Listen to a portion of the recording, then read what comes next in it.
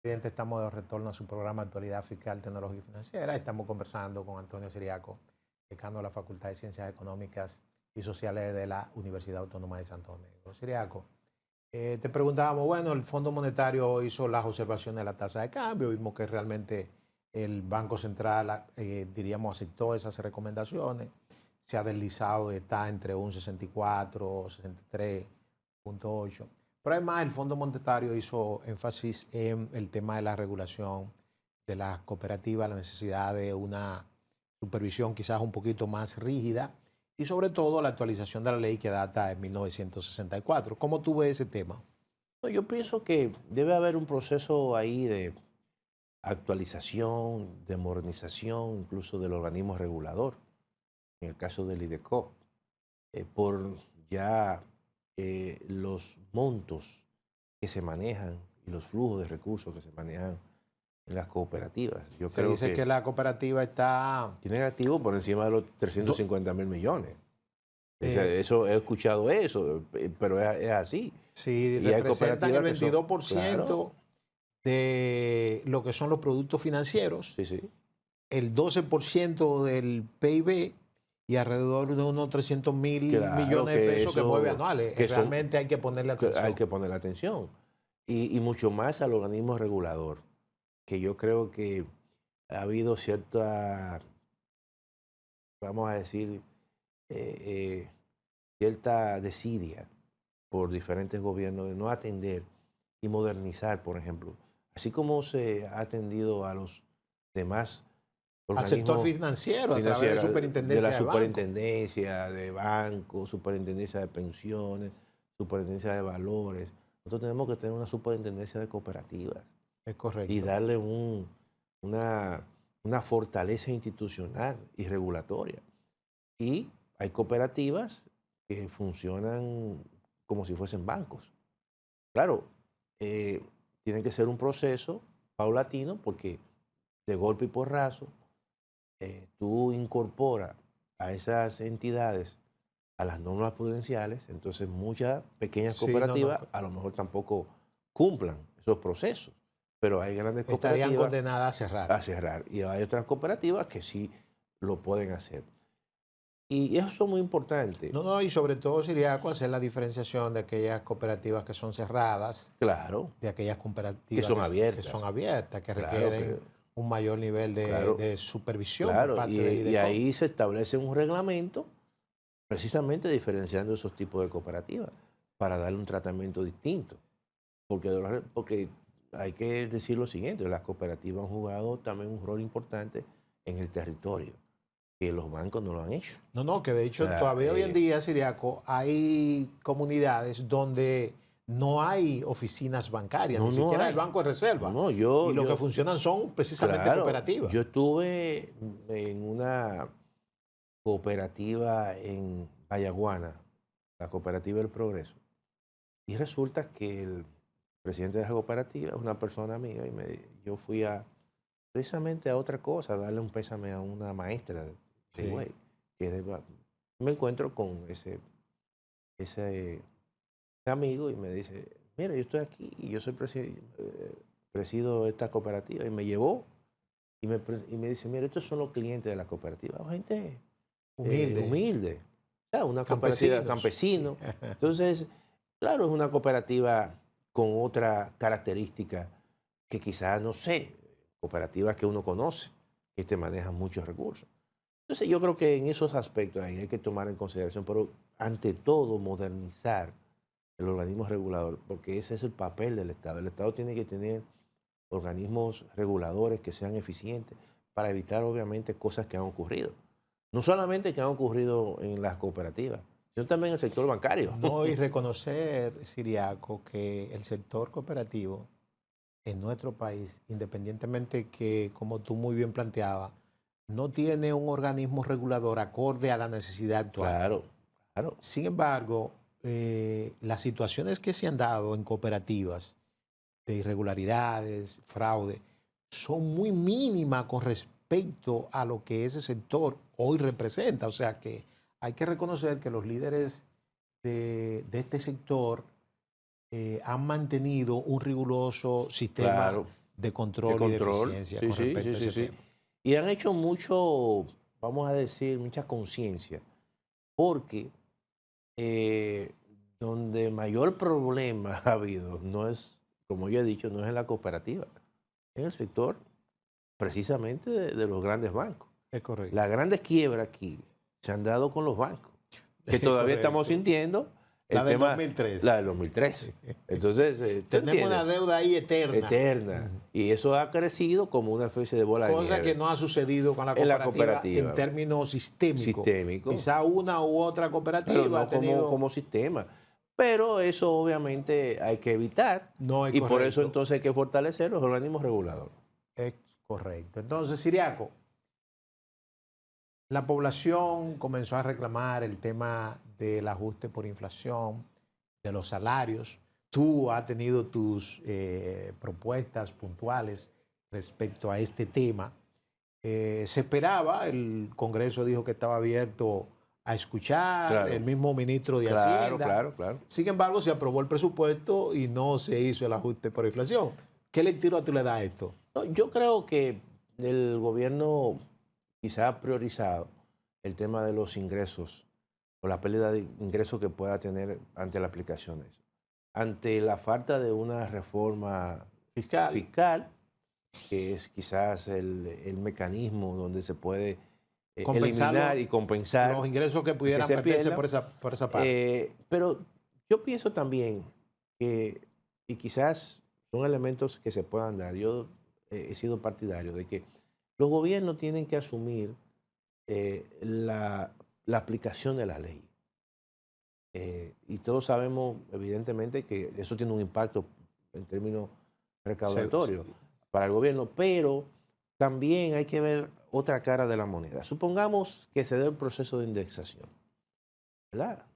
Se indexan los salarios a partir de 34.800 o 650 pesos y a 52.000, supongamos. Pero todo eso, esas personas que van a recibir, porque es un aumento de salario que van a recibir. Es correcto. ¿Qué tú crees que van a hacer?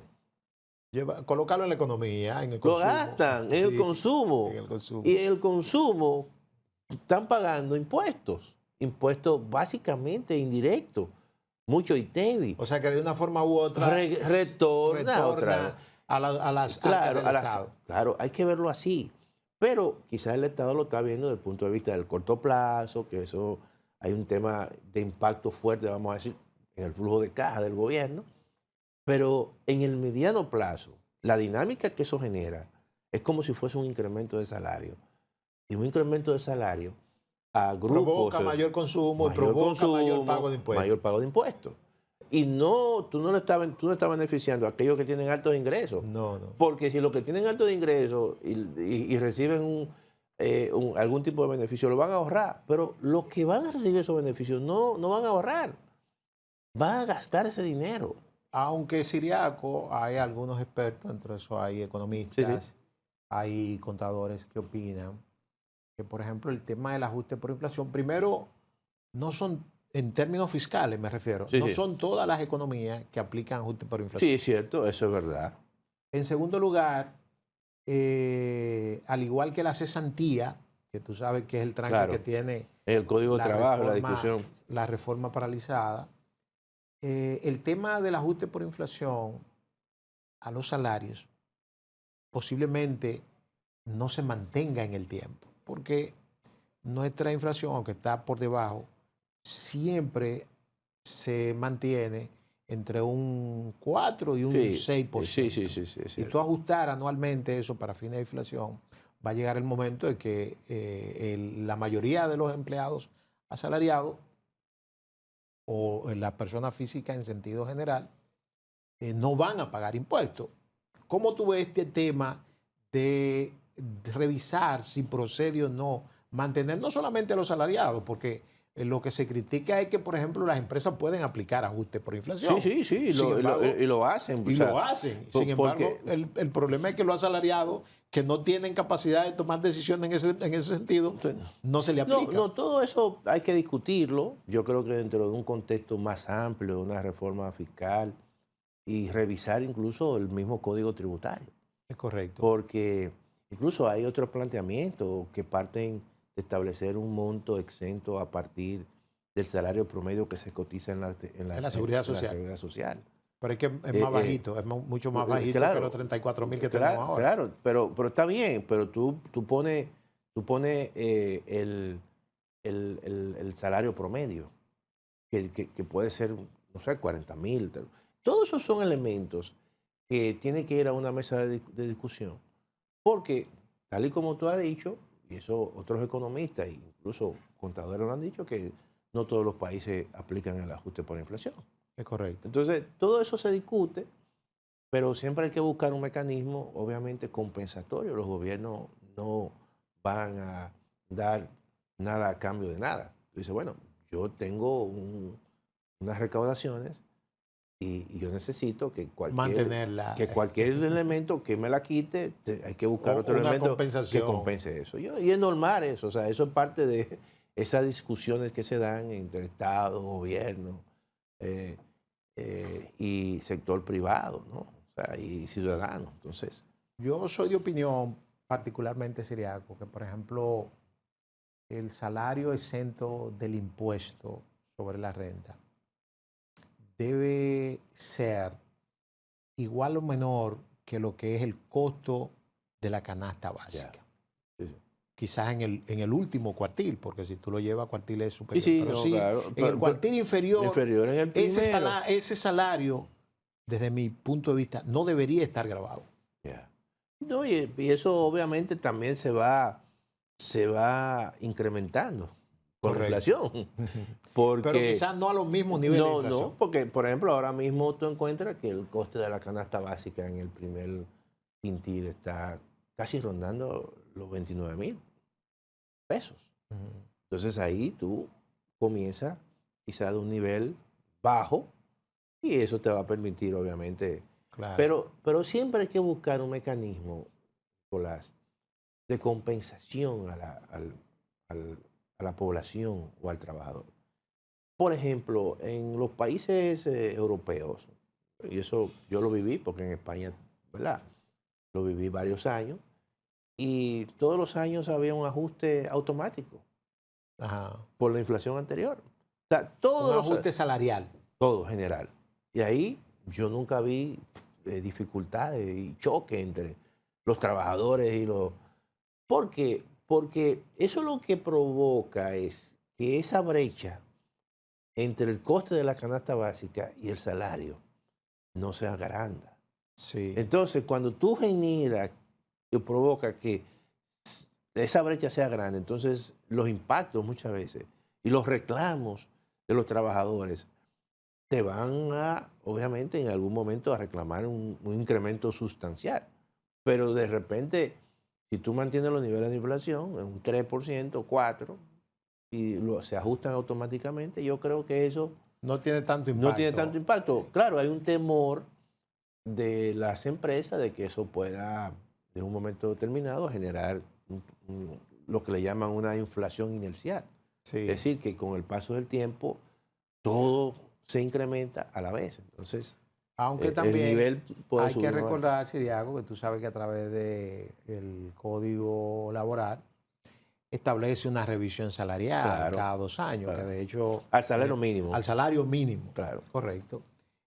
Aunque establece el salario mínimo, las empresas usalmente, aunque no, no hay la una misma, especie de, sí, claro, se hace de manera escalonada, de sí, cascada, sí. exactamente. Sería interesante lo que habría que ver y tomar en cuenta cómo afectaría eso el sector productivo, el sector privado, que son los que realmente generan riqueza. Y te voy a decir una cosa, aquí ha habido en los últimos años un incremento Muy en considerable. términos real, de más casi de un 29% en el salario mínimo. Es correcto. Y eso ha sido positivo.